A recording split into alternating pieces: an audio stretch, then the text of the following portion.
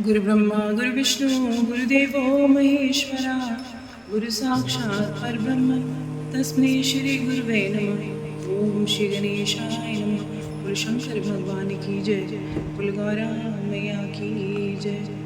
हर हर महादेव। भगवान शिव की आज्ञा से सप्तऋषियों का पार्वती के आश्रम पर जाकर उनके शिव विषय अनुराग की परीक्षा करना और भगवान को सब वृत्तांत बताकर स्वर्ग को चले जाना। ब्रह्मा जी कहते हैं देवताओं के अपने आश्रम में चले जाने पर पार्वती के तप की परीक्षा के लिए भगवान शंकर समाधिस्थ हो गए। वे स्वयं अपने आप में अपने ही परात्पर स्वस्थ माया रहित उपद्रव शून्य स्वरूप का चिंतन करने लगे।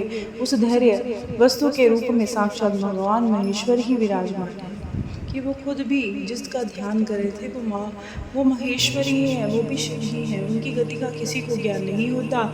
वह भगवान विशुद्ध जी सबके सृष्टा है, सबको उत्पन्न करने वाले परमेश्वर हैं। तात उन दिनों पार्वती बड़ी भारी तपस्या कर रही थी। उस तपस्या से रुद्रदेव भी बड़े विस्मित हो गए। भक्तों के अधीन होने के कारण ही वह समाधि से विचलित हो गए। अब समाधि में उनका मन नहीं लग रहा था। सृष्टिकर्ता हर ने विशिष्ट आदि सप्तऋषियों को बुलाया, उनको स्मरण किया। सारे ऋषि वहां आ गए। उनके मुख पर प्रसन्नता आ गई कि हमें भगवान शिव ने बुलाया है और अपने सौभाग्य की सराहना करने लगे। उन्हें आया देख भगवान शंकर ने नेत्र खिल उठे।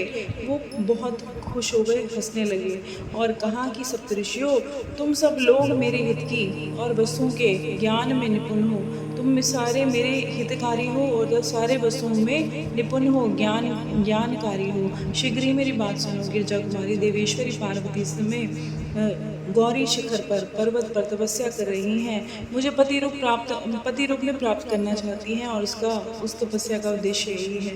इस समय केवल स्त्रियां उनकी सेवा में हैं। मेरी सिवा दूसरी समस्त कामनाओं का परित्याग करके वे उत्तम निश्चय पर पहुंच चुकी हैं कि अब वो उस निश्चय को नहीं तोड़ेगी। मुनिवरों, तुम सब लोग मेरी आज्ञा से वहाँ जाओ और प्रेम पूर्वक मेरी आज्ञा से ही वहाँ जाकर प्रेम पूर्वक हृदय से उनकी दृढ़ता की परीक्षा लो और वहाँ तुम्हें सर्वथा छल युक्त बातें भी मेरे लिए कहनी पड़े तो कह देना। मेरी आज्ञा से है ऐसा करना, इसलिए तुम्हें संशय नहीं करना चाहिए। भगवान शंकर की आज्ञा पाकर सारे ऋषि वहाँ पहुँच गए और दीप्तमती जगत माता पार्वती जहाँ विराजमान थी। सप्तऋषि ने वहाँ शिवा को तपस्या की मूर्तिमती दूसरी सिद्धि के समान माना और उनका तेज महान था। वह उत्तम तेज से प्रकाशित हो रही थी, उनमें बहुत तेज निकल रहा था।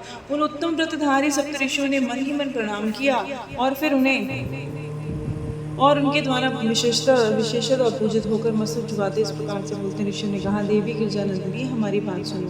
हम जानते हैं तुम किसी के लिए तपस्या कर रही हो। इसके द्वारा किसी देवताओं को या किसी को फल पाना चाहती हो, ये मैं बताओ। तब उन द्विजों के इस प्रकार पूछने पर गिरजा कुमारी देवी ने शिवा ने उनके सामने जो गोपनीय थी, गुप्त थी, वह बात कह दी।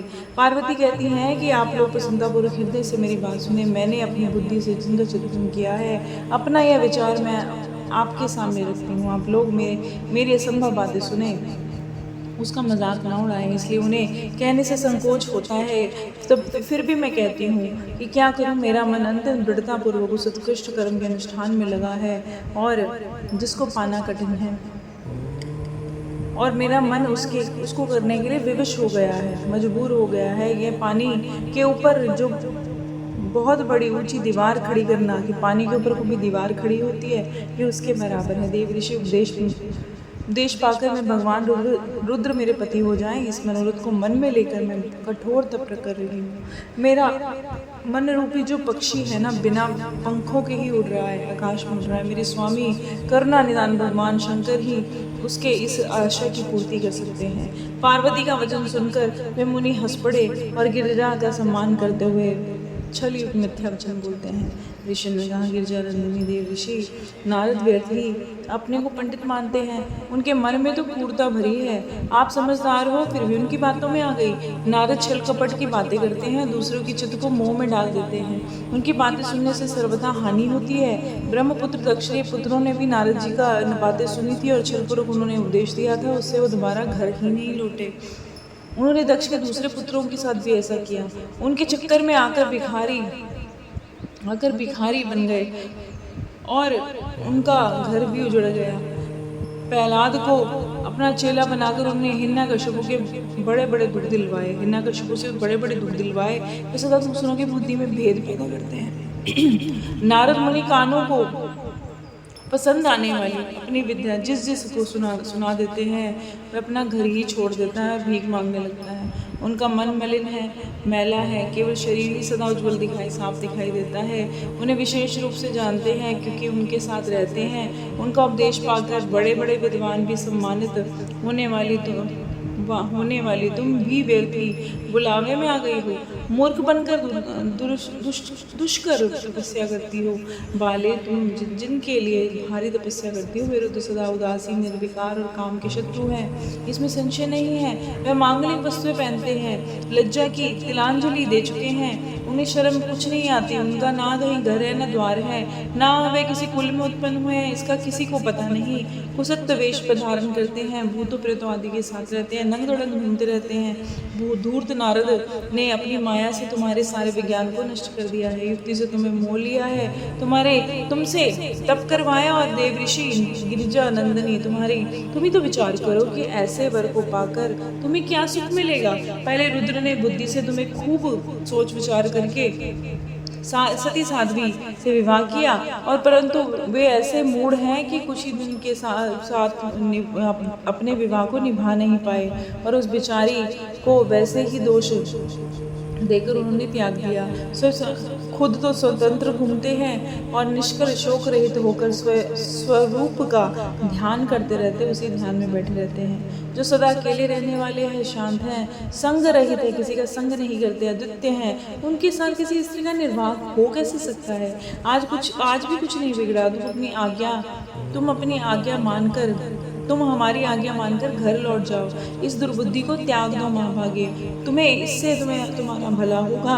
तुम्हारे योग्य वर भगवान विष्णु और समस्त देव सद्गुणों से युक्त हैं। वे वैकुंठ में रहते हैं, लक्ष्मी के स्वामी हैं, नाना प्रकार की क्रियाएं करते रहते हैं। उनके साथ हम तुम्हारा विवाह करा देंगे।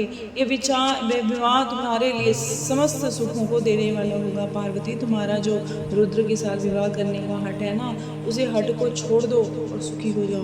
ब्रह्मा जी कहते हैं, नारद उनकी ऐसी बात सुनकर जगदम्बिका पार्वती हंस पड़ी, और पुत्र ज्ञान विशाल मुनियों से इस प्रकार कहती हैं। पार्वती ने कहा, मुनिवरो, आपने अपनी समझ से ठीक कहा है, परंतु द्विजो, मेरा हट भी छूटने वाला नहीं है। मेरा शरीर पर्वत से उत्पन्न होने के कारण मुझमें कठोरता विद्यमान है। मैं भी पत्थर की तरह कठोर हूँ। अपनी बुद्धि से ऐसा विचार करके आप लोग मुझे तपस्या से रोकने का कष्ट न करें। देव ऋषि उपदेश वाक्य में मेरे लिए परम हितकारक है, इसलिए मैं उसे कभी नहीं छोड़ूंगी। वेद वेता भी जानते हैं, गुरुओं का वचन हितकारक होता है, गुरुओं का वचन सत्य होता है। ऐसा इनका दृढ़ निश्चय है, उन्हें इस लोक में परलोक में सुख की प्राप्ति होती है, दुख की कभी प्राप्ति नहीं होती। गुरुओं का वचन सत्य है। ये विचार जिनके हृदय में नहीं है, उन्हें इस लोक में परलोक में भी दुख प्राप्त होते हैं, सुख कभी नहीं मिलता। जो गुरुजनों का वचन कभी किसी तरह भी त्याग नहीं करना चाहिए। मेरा घर बसे या उजड़ जाए, मुझे यह हट तो सदा ही सुखदायक है। मुनिवरो, आपने जो बात कही है, मैं उनका आपके कहे हुए तात्पर्य से भिन्न अर्थ समझाती हूँ। उनका इस संक्षेप में वर्णन सुनो। आपने ठीक कहा कि भगवान विश्व सद्गुणों के धाम है, लीला विहारी है, साथ ही सदाशिव को निर्गुण कहा है। इनमें जो कारण है वह बताया है। भगवान शिव साक्षात परब्रह्म है, निर्विकार हैं। वे केवल भक्तों के लिए शरीर धारण करते हैं, फिर लौकिक प्रभुता को दिखाना नहीं चाहते, अपने आप को प्रकट नहीं करना चाहते। परमहंसों की जो प्रिय गति है उसी को धारण करते हैं, क्योंकि भगवान शंभु परम आनंदमय है, इसलिए अवधूत रूप धारण करते हैं। माया अलिप्त जीवों को भी भूषण आदि से रुचि होती है, ब्रह्म को नहीं होती। बाकी जीवों को आभूषणों की रुचि होती है, इच्छा होती है, ब्रह्म को नहीं होती। वे प्रभु गुणातीत, अजन्मा, माया रहित, अलक्ष्य गति विराट हैं, जो भगवान शंभु किसी विशेष धर्म जाति आदि के कारण किसी पर अनुग्रह नहीं करते। मैं गुरु की कृपा से ही शिव को यथार्थ रूप से जानती हूँ। यदि शिव मेरे साथ विवाह नहीं करेंगे तो मैं सदा कुमारी रह जाऊंगी, परंतु दूसरे किसी के साथ विवाह नहीं करूँगी, मैं सत्य सत्य कहती हूँ। यदि सूर्य पश्चिम दिशा से उगने लगे, मेरु पर्वत अपने स्थान को विचलित हो जाए, अग्नि शीतलता को प्राप्त हो जाए, कमल पर्वत शिखर की शिला पे उगने लगे और तो भी मेरा हाथ नहीं टूटेगा। ये असंभव बातें हैं, लेकिन फिर भी मेरा हाथ नहीं टूटेगा। ये सब मैं सच्ची बात कहती हूँ। ब्रह्मा जी कहते हैं, नारद ऐसा कहकर मुनियों को प्रणाम करके गिरिजा कुमारी निर्विकार चित्त से शिव का स्मरण करती चुप हो गई।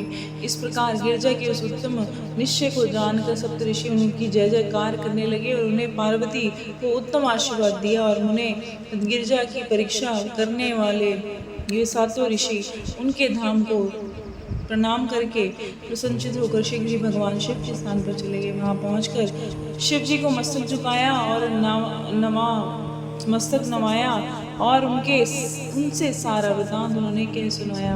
उनकी आज्ञा से वे फिर से सादर स्वर्ग लोक को वापस चले गए। बोल शंकर भगवान की जय, बोल गौरा मैया की जय। हर हर महादेव।